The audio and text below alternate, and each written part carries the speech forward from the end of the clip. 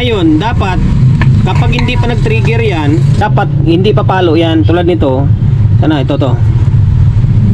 Yan, mapapansin nyo hindi siya pumalo, di ba? Tester natin gumagana yan, oh. Yan, dapat ganyan yan kasi nga hindi pa siya nag-trigger. Dapat hindi yan magkakaroon ng contact o resistance. Pansinin nyo isang relay. Tingnan nyo, meron siya, oh. Di ba? Oh, hindi pa nakakontak yan, ha. Wala pang supply yan. Wala yan, walang supply yan. Oh, di ba? Meron na siya agad, oh. Yung kabila wala. Ito yung good, yung wala na to. Ngayon, i-on natin 50 volts DC, tapos sukatan natin. Ngayon on ko dito. Okay, ayan. Ngayon ito yung supply niya. Ito yung isa kabilang side. Pagkatapos natin ng Joson pa rin. Magkaiba lang ng version kasi ito Joson Jupiter lang ito. Ito yung unang labas. Ayan, Joson Jupiter. Ito naman Joson Jupiter. Saan yung Jupiter? Pakita mo. Ito pala Jupiter Max, maliit kasing sulat eh. Ayan, Joson Jupiter Max. Max naman ito. Ito naman Joson Jupiter lang, wala siyang Max. Okay. Ang kinaiba nila, ito, meron siyang biometer dito. Ito naman kasi wala. Ito walang biometer dito. Okay, tapos natakpan ko na kasi yun eh. Sa supply siguro parehas lang, ha. Parang alas parehas lang naman, o baka mas mataas na konti ito. Okay, Joson Jupiter Max na power amplifier. Shoutout sa may-ari nito na pinagkatiwalaan tayo. Balisukin na tayo ng mga unit nila sa may resto nila. Kumbaga tayo na lagi yung gumagawa ng mga unit nila. Okay, kaya ito medyo parang kalawangin kasi usok siguro yan. Ngayon ang pinaka-issue nito ay parang may shorted ang dating niya eh. Ngayon nyo, sinubukan ko siya lagyan ng speaker. Ayan, speaker pa lang, ha. Ayan, dalawang speaker. Ngayon may naka-bulb tayo para sigurado. Tingnan nyo. Wala, okay naman, hindi pala nakakabit to. Binunot ko pala to eh. Kala nga. Kasi sinimulan ko na sana ito bullshit eh. Nakabunot pala yung supply niya. Okay, tingnan nyo. Oo. Diba? Oh, parang shorted yung dating niya, oh. Pero kapag tinanggal ko yung speaker, tanggalin natin yung speaker, ha. Tanggalin natin. Okay, nakabunot yung speaker. Tingnan nyo yung mangyari. Ayan, nagno-normal siya. Pero hindi nagre-relay. Yung lumagatik kanina is nasa soft start lang yun. Dito wala, oh. Hindi siya lumagatik. Yung dalawang relay niya, dalawang channel talaga, oh. Wala, di ba? Dati may nagawa akong ganito. Ang sira niya ay nasa dito sa may 1515. Pero ito buo naman eh. May kompleto naman yung voltahe dito. Ayun, ipakita ko nga sa inyo. Sana ang materialis natin. Eto, tusukin natin. Teka lang, tusukin ko to. Pinag-short ko yung 1515. Kapag umilaw yung bulb, ibig sabihin working yung supply na 1515 na yan. Okay? Tignan nyo. O, ayan, o. Diba? Ibig sabihin good yung supply na 1515. Ang tanong kung bakit hindi siya nag-relay. And then sa may amplifier naman niya ay buo rin, may biasing din ito eh. Pakita ko naman sa inyo yung bias naman niya. Medyo tatagal lang tayo ng konti sa pagdidemo. Okay, pasensya na, magalaw yung camera natin. Wala tayong cameraman eh. Dito yan, may bias siya, nasa 0.26. Okay, goods dito. Tapos dito naman sa isang channel, goods din, sa 0.25, bababa na konti dito. Pero good yan. Okay, goods, may bias siya. Pero ang tanong, bakit hindi siya nagre-relay? Di ba? Ito yung hanapin natin. Okay, hanapin natin to 40 days video. Baklasin ko muna itong power supply. Baklasin natin and then mag-focus tayo dito sa may relay section niya kung bakit hindi siya nagre-relay. Although pwede naman ito, bunutin natin tong supply. Bunutin natin tong supply. Then ito, bunutin natin to. Okay, tigas ah.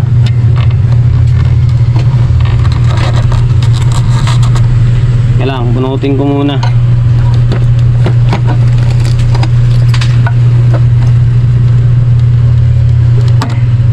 Tigas. Matigas siya eh. Ganun kaya. Kailang ah. Tigas ka ah.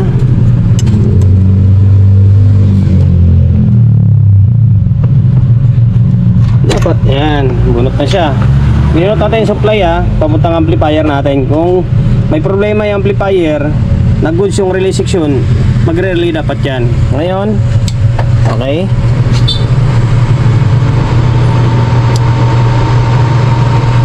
Nag-relay ba? Parang nga. Isa. Okay, nag-relay nga. Parang nag-relay. Baka may problema sa isang channel. Nag-relay siya eh. Hindi ko alam kung ilang piraso. Mukhang ito lang yung nag-relay sa may isang side lang. Yung isa parang hindi. Okay. Goods naman yung bias ah. Okay, balikan ko kayo ah. Binalik ko ito. Sinubukan ko binalik ito. Tapos ito iniwan ko. Or nakahang ito. Ngayon, tingnan nyo kung ano mangyari ah. Isa, stop start. Parang nagre-relay ba yan? Parang nagre-relay yung isa eh. Diba? Ngayon, ibalik ko ito. Natin balik to ah. Yan, binalik ko. Yan natin kung magre-relay pa rin. Isa, stop start.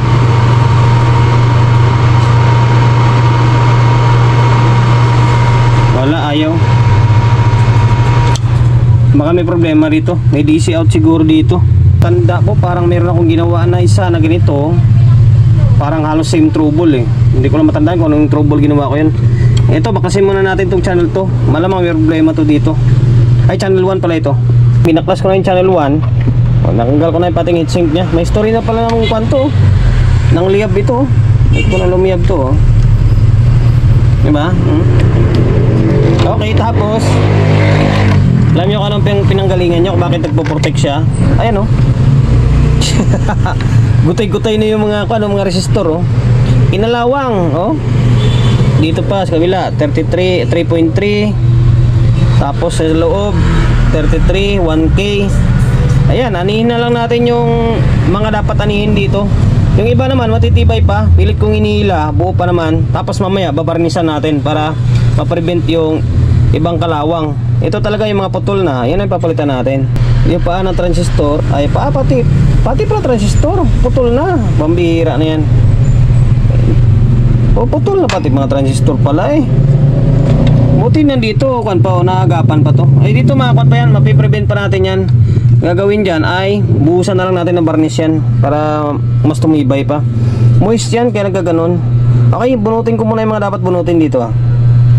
Finish na. Pinabunot ko na, sana ba yung dito? Ayun o, nagaganda laglag na nga eh.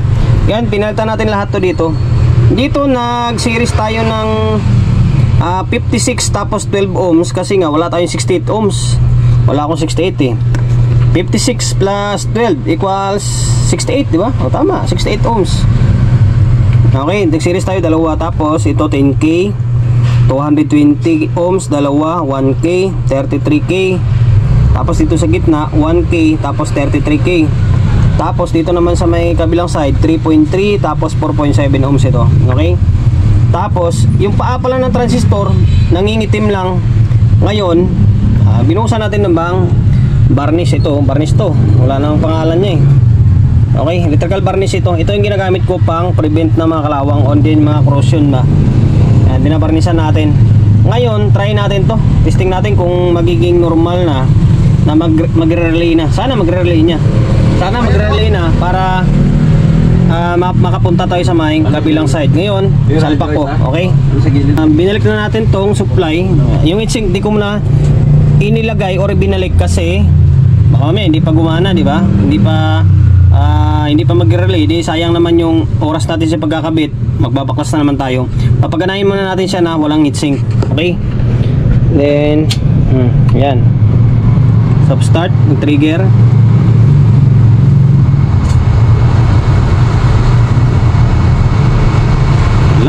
pa rin ah. Kaya natin baka minute. Parang wala pa rin eh. Okay, ulit.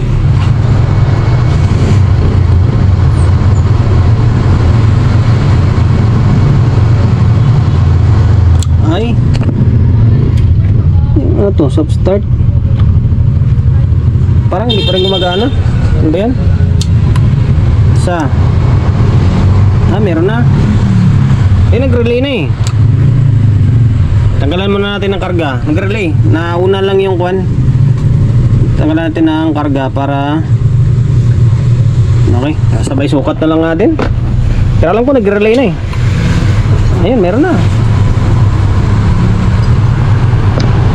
Okay nga. Tingnan natin kung ano yung bias nito. Kailangan pumarya sa kabila. 25. Parang mababa eh.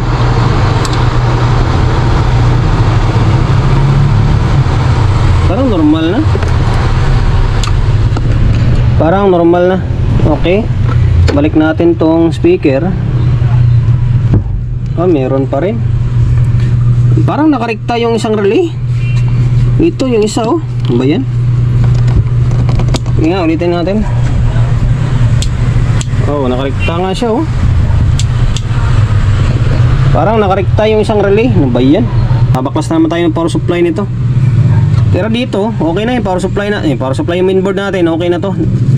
Nag-normal na eh. Yung mga kalawang lang naman na yun na may problema. Itong isa, parang nakarekta siya. Alam mo yung nagkukontak agad, power supply. Ngayon, ang in-inject natin is itong 15-15 lang or 16 sa may tone control. Dito rin kumuha ng supply yung relay niyan eh. Okay?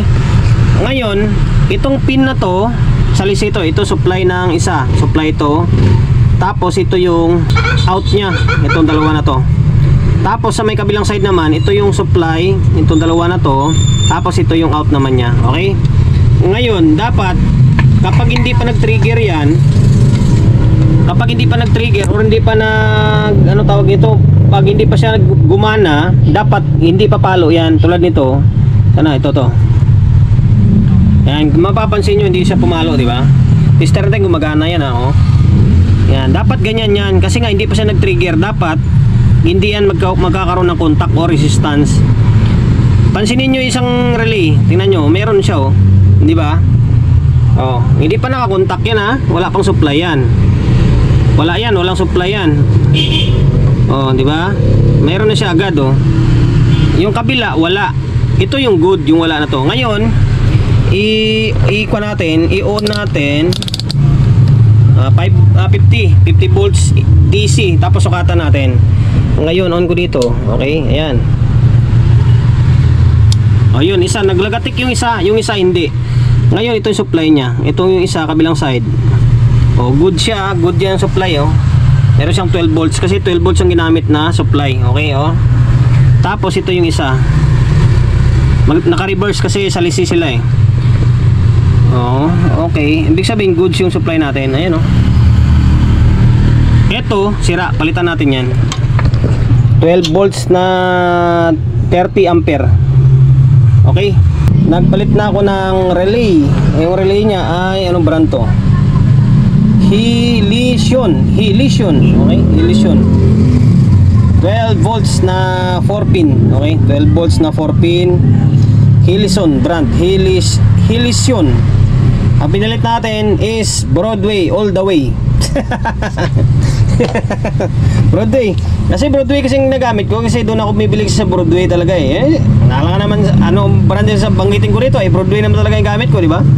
Yan siya oh, Broadway oh. Broadway all the way oh.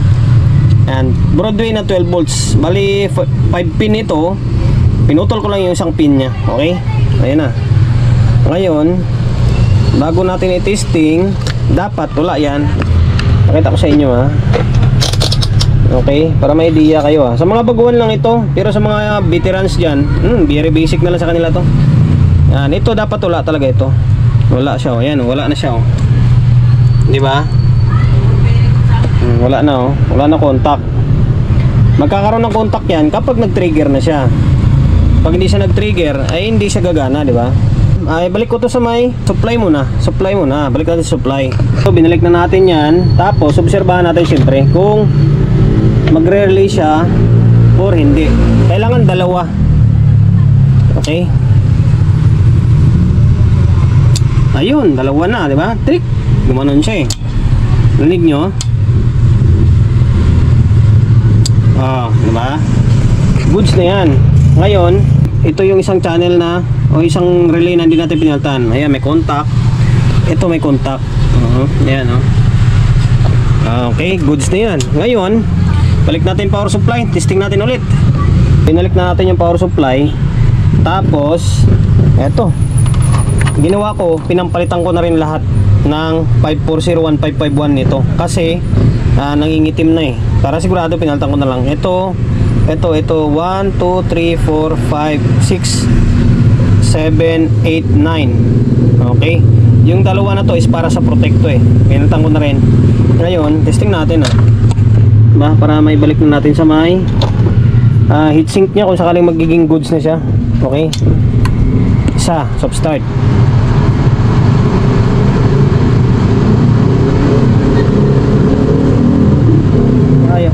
Ayaw pa rin ba? Oo, parang nag-relay na eh.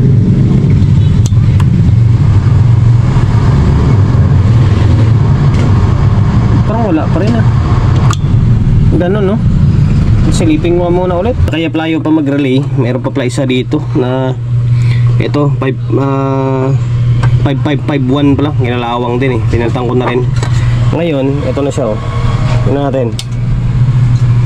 Hindi ko pa naibalik sa heatsink to eh. So ayan, nag-trigger na dalawa. Diba? Kaya hindi ko pa binalik sa heatsink kasi nga ayaw pa mag-trigger. Buti ko sana kung double-sided dito. Hindi naman double-sided to. Once na may papalitan kang pyesa, doon talaga sa ilalim yung paghihinangan niya. Okay? Yan na. So ayan, dalawang relay. Nag-normal na. Pinalitan natin tong relay Broadway na 12 volts. Tapos dito pinalitan na natin lalo sa lahat ng kalawang. Dito naman working pa to. And then kaya pa i-prevent ito. Babarnisan ko na lang ito mamaya. Sa ngayon ibalik ko muna yung board natin sa may heatsink nya. Okay, ito binaklas ko na yung channel 2. Akala ko gumagana siya pero nag-iingalo na rin pala yung mga pyesa. Nung inunat ko siya, ayan, nagaganda putol na. Ito 104, 56K, 220 ohms, 10K. Ayan. Then yung iba naman okay pa. Ay, pigtas na rin Kailangan mo kasing unatin Pag napigtas siya, ibig sabihin hindi na matibay yan. Pag hindi pa napigtas, ibig sabihin goods pa, pwede pa i-prevent. Ayan, gaganda pigtas na. Halos same lang sila ng problema sa may kabila mga pigtas sa mga pyesa. Okay, palitan ko to. Tapos balik na tayo ulit sa may heatsink nya. Tapos audio testing, sana yun lang. Naibalik ko na yung board. Yan, binarnish ko na yun Same lang naman ang procedure dito Pinalitan lang naman natin yung mga kinalawang na parts. Okay, tapos binarnish natin. Inulit ko ito yung varnish gamit ko. Electrical varnish tawag dyan. Okay. Ngayon may nakasalpak na speaker na ito. Tapos audio input, naka stereo. Stereo mode siya ngayon. Ayan. Sana maging okay na. Sana may audio na kamo. Wala na yung short nya Okay. Ayan. Channel 1. Mo-protect Okay. May problema pa yung channel 1